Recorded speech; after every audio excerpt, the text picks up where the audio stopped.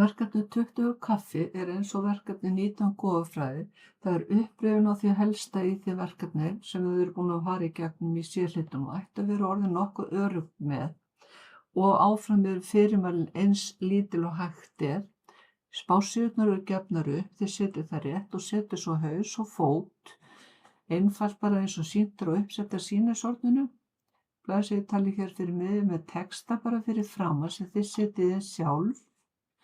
Þið þurfið svo að merkja fyrirsögnar með heading 1 og 2 og breyta þeim.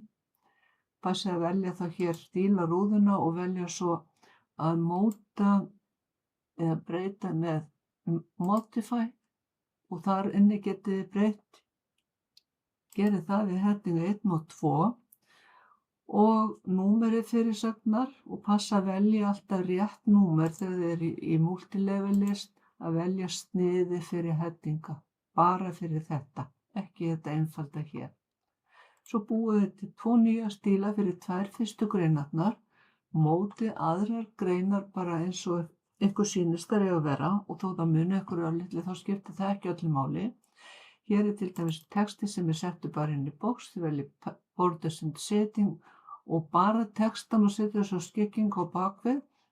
Það eru blaðardálkar, númeraður texti og mynd sett í töflu hér til hliðar með miða og svo mótið þið sjálf hér þessar greinar, ein neðanmálsgrein og á eftir fyrirsögn 2.1 kaffidrykkir, þar þurfum við að búa til töflu sem er með 4 dálkum, 1, 2, 3 og 4 og svo getið þið bara fært textan inn í hvert hólf fyrir sig og mótið svo svona það bil eins og þið getið. Hér er svo stigskiptur númeraðarlisti með númerum og táknin og þið breytið listan til að fá svona það bil svona og það er gefið upp bilið sem á að vera og svo er hér eitt svona tilbúið form eða textabóks, það er lína hér sem er indregin frá hægri og hér ættu að geta nota stílinn texti 1 og texti 2 áfram.